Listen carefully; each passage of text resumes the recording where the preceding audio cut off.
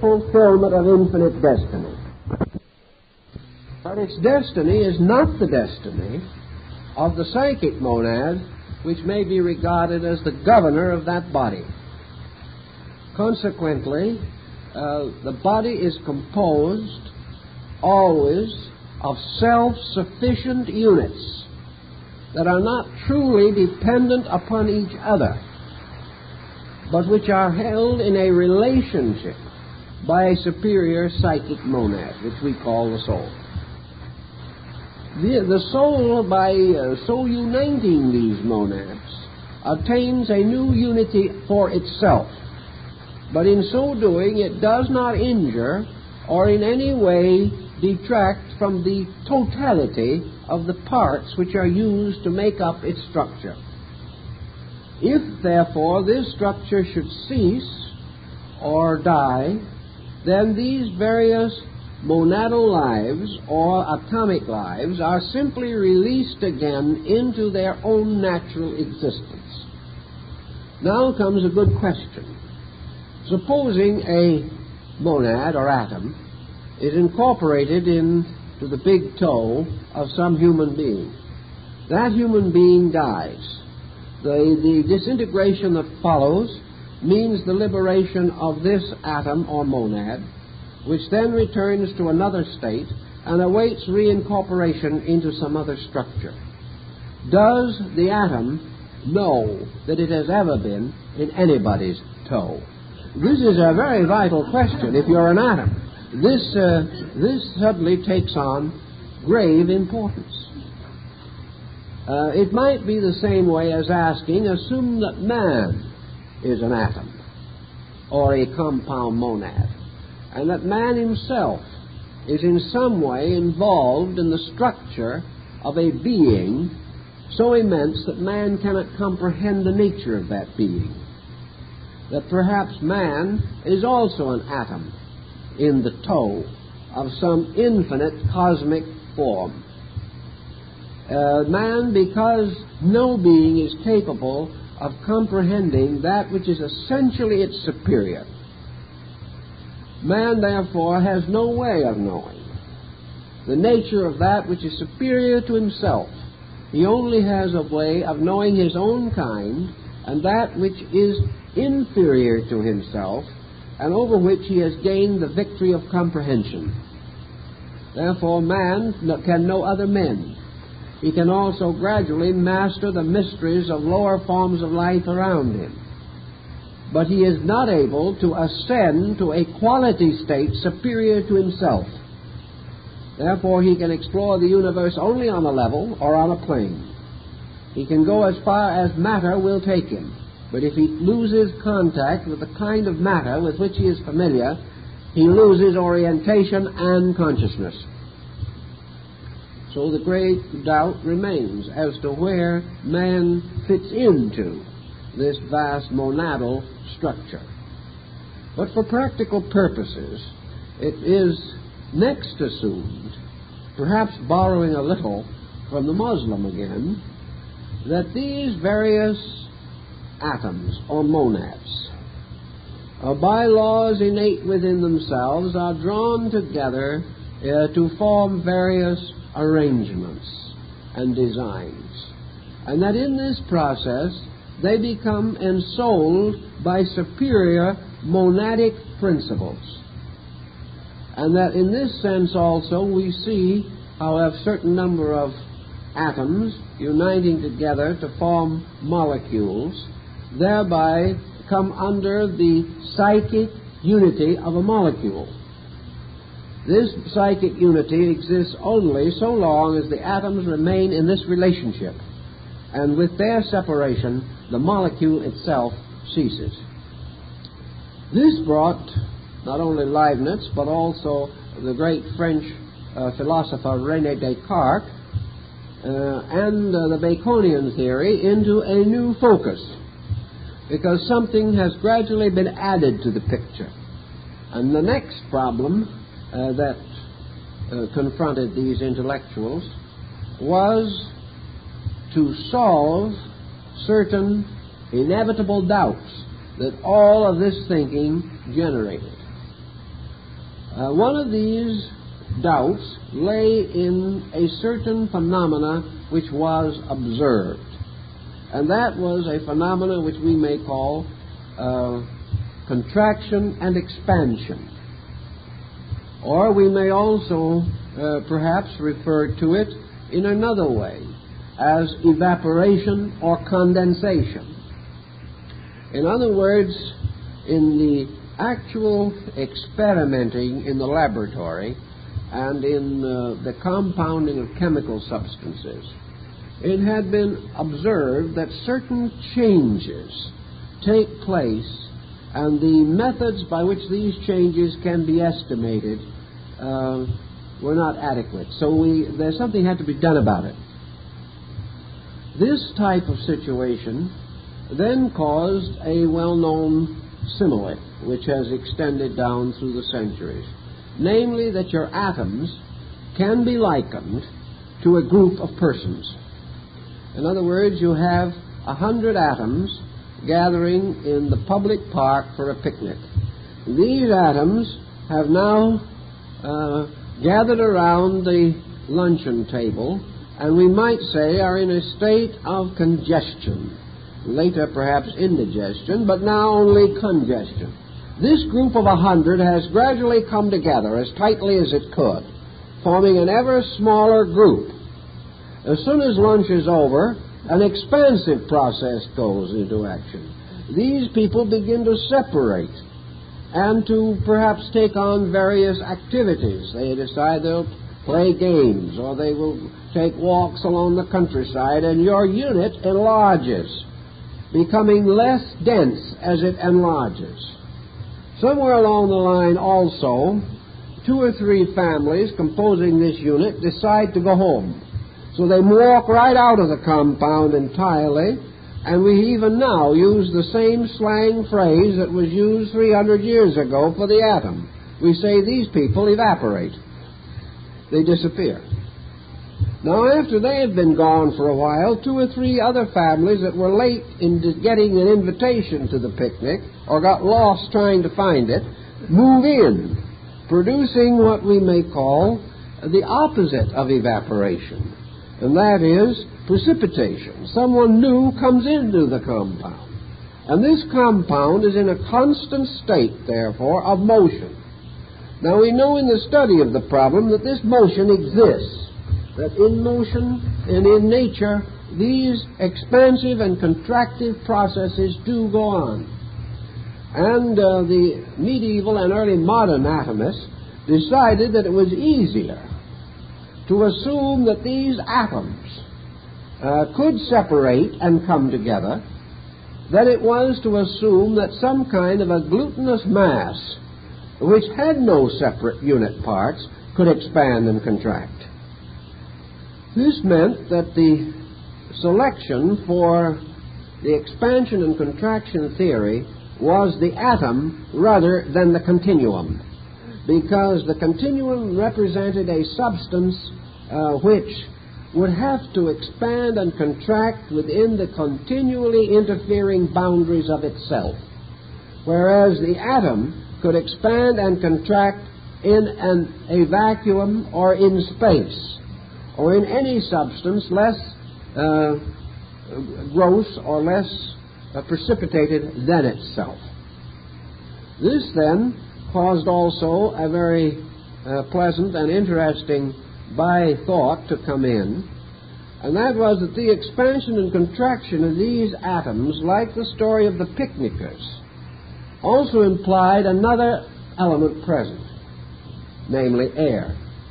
If the picnicker left his group, he was, so to say, displaced. Something took his place. When one person left the group, he did not leave vacuum behind him. Not even the vacuum is left by his own body. His own displacement was immediately filled.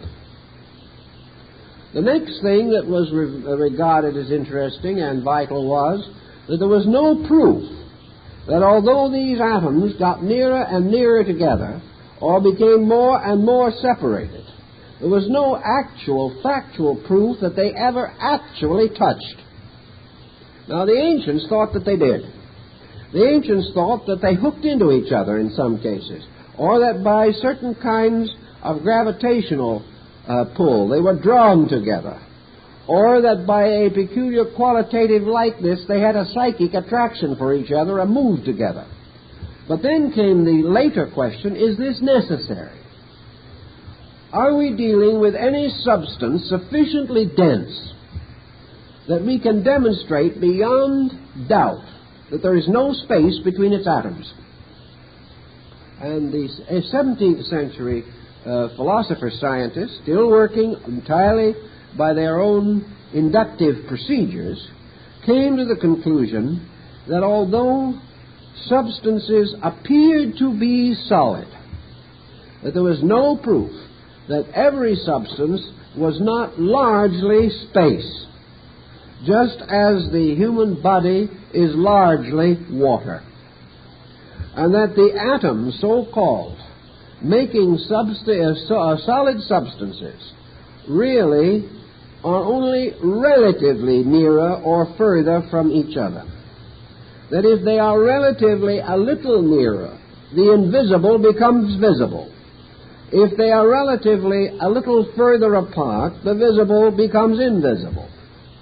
The boundary line in this pattern of coordination is so abstract that we can only say that a certain degree of pattern we can see, and a certain degree of pattern we cannot see. Also, the question then naturally comes up as to the relationship between the space occupied by atom and the actual displacement by atom. And it is assumed that the atoms in a pattern occupy a space much greater than their displacement, and therefore that they exist within an area or an environment which permeates between them, extends around them, and so to say forms their most immediate and intimate relationship. Now, if you have a group of such atoms, and each atom is, as Leibniz insists, alive, that there is a root core of spirit energy in every atom, you bring these atoms into compound. You bring them nearer and nearer together. You form out of them, for instance, a hollow sphere, or something similar to that, or perhaps a solid sphere. But this solid sphere is only relatively solid. It is solid in the sense that it has become visible, tangible, cognizable by us, but actually no two of its atomic particles actually touch. But if they are near enough to give the impression of a solid, then comes the question, what is the effect of the life principle in each of these monads upon this solid? Does this life principle result in a kind of induction? Is there an energy field set up by magnetic chemistry involving this new unit of atomic organization? Does this fact that these forms are alive, even though they are infinitely minute, cause the compound to experience some kind of animation also? Is it possible that as the physical elements reach a certain design, that the core energies of these elements are then also brought into a relationship, and that by this relationship certain psychic factors or psychic energies can also be released into manifestation? Leibniz thought they could. Most of the philosophers of that period more or less suspected that what we call the soul is really this interplay of psychic polarities of atoms. This was accepted rather early by the materialists, and it is still more or less accepted on the level of materialistic sciences. The soul is still a byproduct. It is still something which originates in the chemistry of the body, yet is superior to this chemistry in rational and emotional potential, but cannot survive the dissolution of this chemistry by death. So that the soul does represent a kind of higher energy released from matter. Leibniz took the form, rather, of the reverse, namely that the monad, or the atom, in its physical sense, was released from its own spiritual root, or spiritual source. Going back again for a few moments, then, to Leibniz, because we want to clear two or three other points in connection with his thinking, we have a mystical atomism gradually developing. We have now the concept that deity is atomic, that there is a sovereign archetypal atomic entity which is called the Absolute, that this Absolute is the perfect, all-powerful atom, that this might also be regarded as the ancestral atom, the atom from which atoms come. There is some question as to how Leibniz attempted to solve this point. He rather assumed, I think, the existence of an absolute, and that this absolute, by its own absoluteness, could not be subjected to any further investigation or analysis, that it represented an existing, totally continuing, always enduring totality, and that it was the compound or universal atom, the monad, the great monad.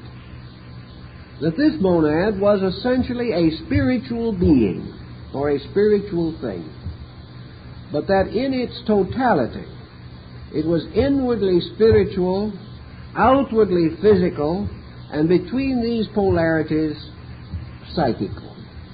So that this monad contained a center, a radius, and a circumference. And for practical purposes, the center was spiritual, the radius was psychic, and the circumference was physical. Thus, all things that would exist in plane or condition exist in the monad. This monad, being absolute, might be considered the universal structure, or it may be considered the pattern for all lesser structures. Leibniz has this one other borrowing from antiquity, namely, to him, all these monads were microcosms of this greater monad. And all monads, therefore, are microcosmic facsimiles of their superiors, or those larger powers from which they are suspended. In this sense, perhaps the suggestion of Plotinus, the Neoplatonist, who describes the gods as effulgent blossoms from which the worlds are suspended. These effulgent blossoms, like the chakras of India, might be regarded as monadal. They may be regarded as living units of force and existence. Each of these, therefore, having its own psychic life, we come finally to man. Now, man is a creature with an internal nature. This we appreciate. He is also a creature with an external nature, and we are inclined to assume that this external nature is the greater reality of man. We see it, we clothe it, we feed it, therefore it is. Actually, according to Leibniz, this material form is simply the wall of a monad.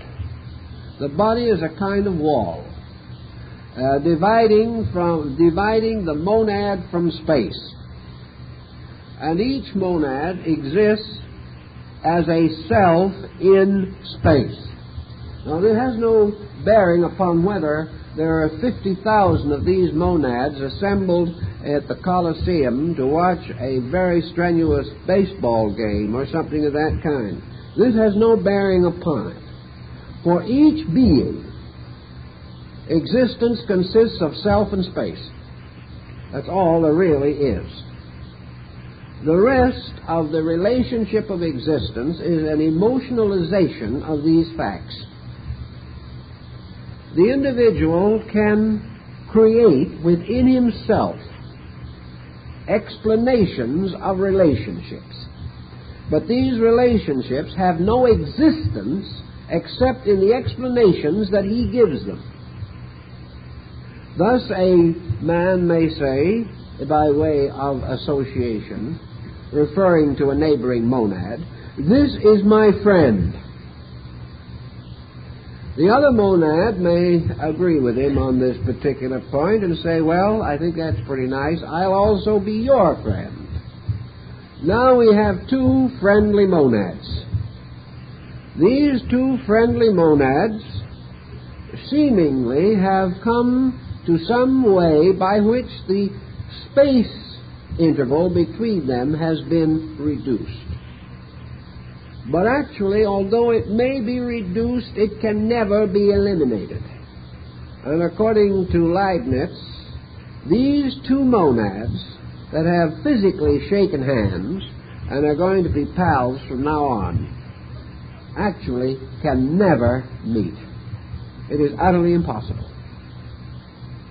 They can have certain physical symptoms or symbolisms of meeting, but they cannot actually meet. For neither of these monads can experience the other in the least degree. Neither of these monads can live the life of the other in the slightest degree. They can never coalesce. They can never become one being. They can never share together the intimate experiences of any form of psychic consciousness. All they can do is try to understand each other from the outside. All they can say is, more or less to themselves, "If he is as I am, this is the way he will act." This is the basis of the great disappointment of life, because the other fellow is not ourselves. Therefore, he does not act according to our expectancy. Therefore, we do not like him anymore. But we bestow upon him an explanation of himself, which is nothing but an interpretation of ourselves. We can do nothing with it. He may live in the same house. He may eat at the same table. We may be married to him for 40 years, but the space interval cannot be eliminated because the monad has no windows and no doors. It is a completely psychologically introverted existence. Its so-called extroversion is merely a function of its own imagination. Extroversion has really very little to do with the world on the outside. It has only to do with our reaction to that world. So the monad, never being able to be anything but itself, never being able to escape from itself, can never actually satisfy its own need in any way outside of itself. Now here we get to a philosophy situation that is quite reminiscent of Buddhism. Because in Buddhism, the last words of the teacher before the nirvana were simply these: work out your salvation with diligence. It was an essential principle of Buddhism that no individual could be saved by another. And as far as that goes, no individual could come to any permanent measure of contentment or of good or of security or of insight as the result of the intercession of another being. Later this was modified in Buddhism, but in the primitive form this was essentially the concept. So now we have Leibniz working with the isolated, bottled monad, capsulated within its own existence. But, says Leibniz, there is nothing necessary to the perfection of this life that is not already within it. Therefore, perfection is a power inevitably resident in the monad itself. There is nothing that the being requires that the monad itself cannot provide. and that the entire situation is therefore one of immediately recognizing the true source of security and moving toward it. The individual, without calling upon the resources of his own intelligence, may ask the advice of others and later regret it. Whereas, had he realized that he possessed the basic intelligence, he would have known that he could develop the quality by which he could solve his own problem. The lonely monad, reaching out to find companionship, finds actually the only possible enduring companionship within its own existence, and that is its association with the divine or absolute monad at the root of itself. Thus, all exterior things are but symbols, and according to Leibniz, have values only because of our own interpretation. If the interpretive mind of man suddenly lost all of its glamorizing processes and simply faced fact, the world would turn into a pale gray haze. Nothing would continue to have any significance or importance whatsoever. But this is not the way man functions. Therefore, under the condition of his existing consciousness, he has to divide. He therefore has to have a world in being and a world in seeming. And this again goes back to your very early philosophical doctrines of Parmenides. The world of being is the world of the monad. The world of seeming is the world by means of which, by his conduct, man denies the totality of his own being and seeks outside of himself for the fulfillment of life.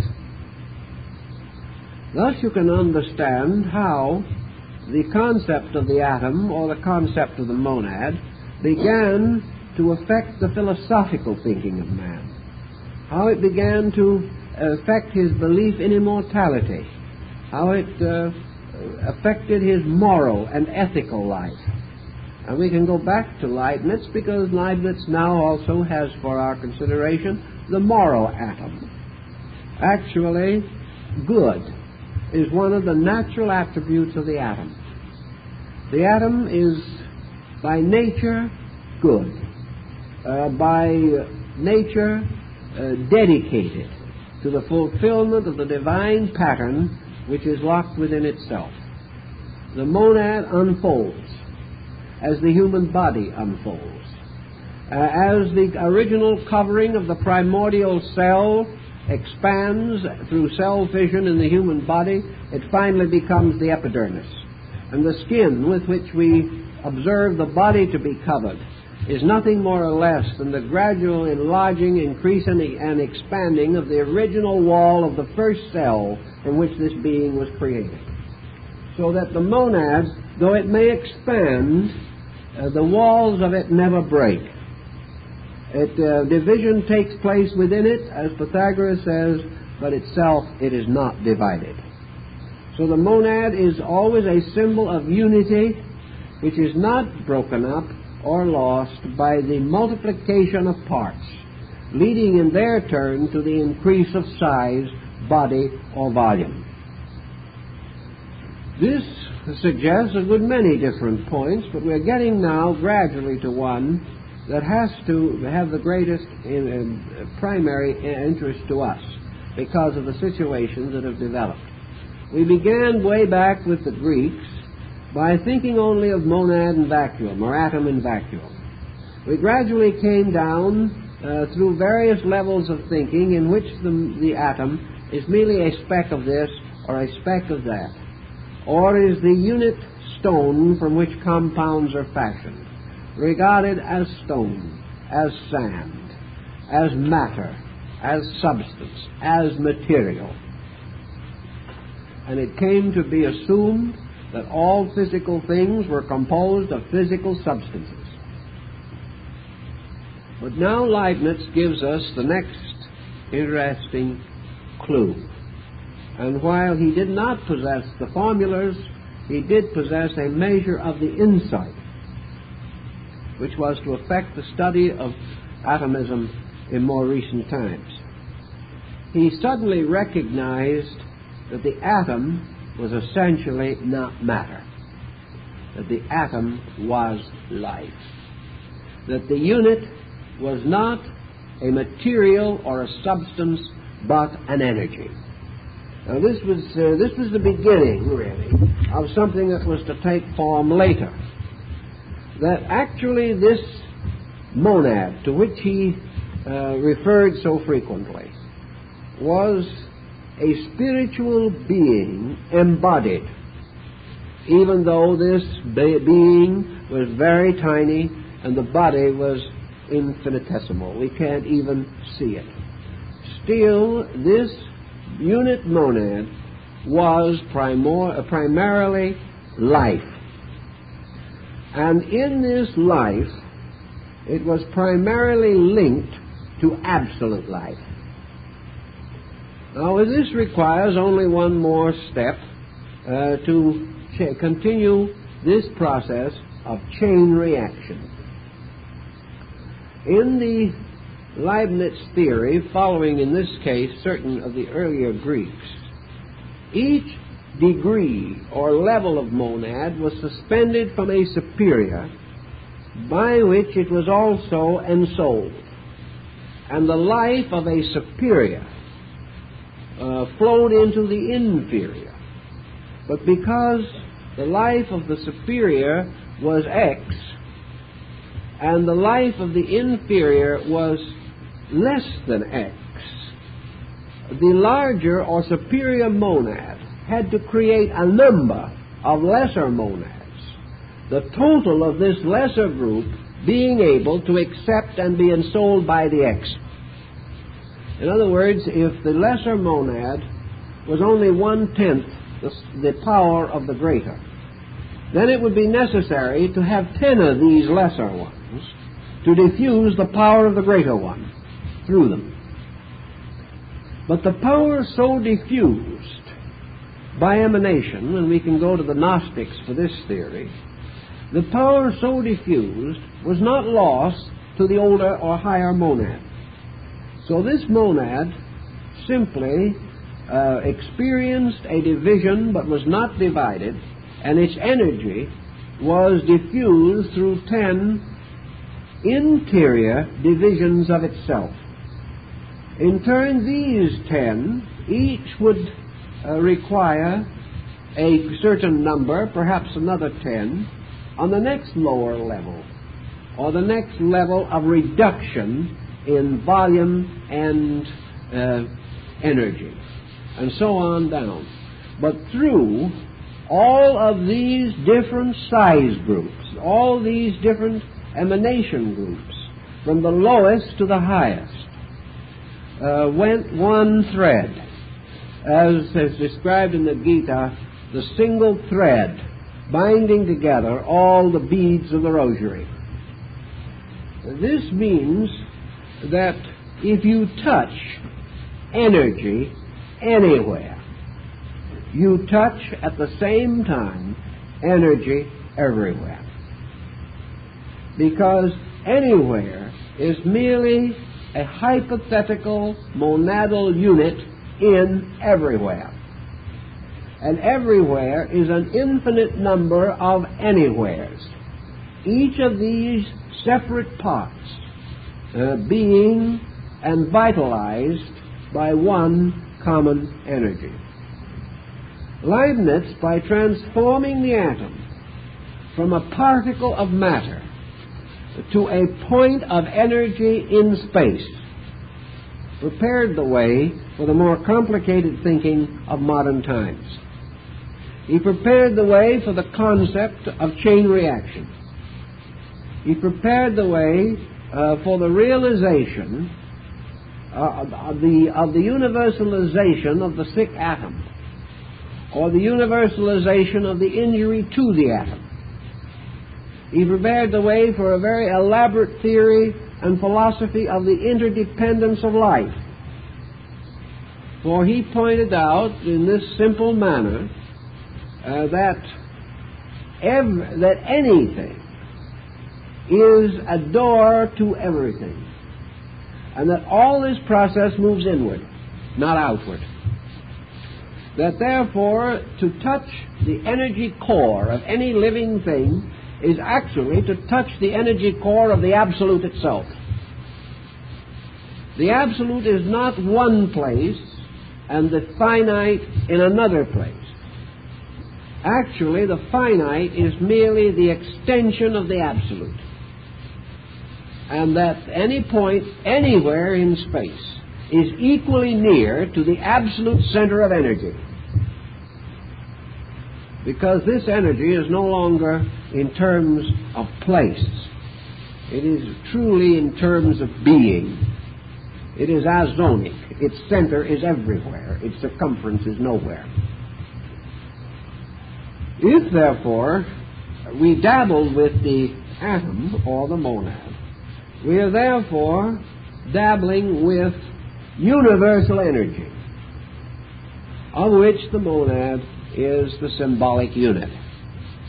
Now, I think Leibniz had a point here that was perhaps theologically not acceptable to the people of his time, but which was a clue to his own insight in recognizing the identity of spirit, energy, and activity and force.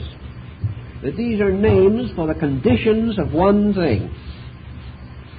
Also, Leibniz postulated the concept that all of these atomic substances are immortal, for the reason that they contain within themselves the potentials of the only immortal thing that exists, and that is the Absolute. Consequently, all atoms can change. All atoms can be reduced or augmented in various ways, but no atom can be actually destroyed. Consequently, the only possible implication from this, in terms of our own theories concerning the splitting of the atom and the apparent complete disintegration of the atom, we are forced to assume, if Leibniz is right, that what we call this disintegrative process is merely the abrupt motion of the pattern of an atom from one level to another. That the atom is not actually destroyed. That the atom is not split, truly. But that in order to achieve the effect, it is necessary for the atom to move through an energy barrier, just as a plane going through the sound barrier causes an abrupt explosion. So an atom, by being transformed so that it is forced to abruptly move through a barrier between two kinds of atoms, apparently in this process has to go through a quality barrier. And in passing through this quality barrier, there is a tremendous and instantaneous change in its own construction. And this change in its own construction is accompanied by a violent physical symptom. Now, this violent physical symptom, having occurred to an atom and having resulted in a certain vibratory change, it is quite conceivable that this change now affects all other atomic substances keyed to the same level of polarity.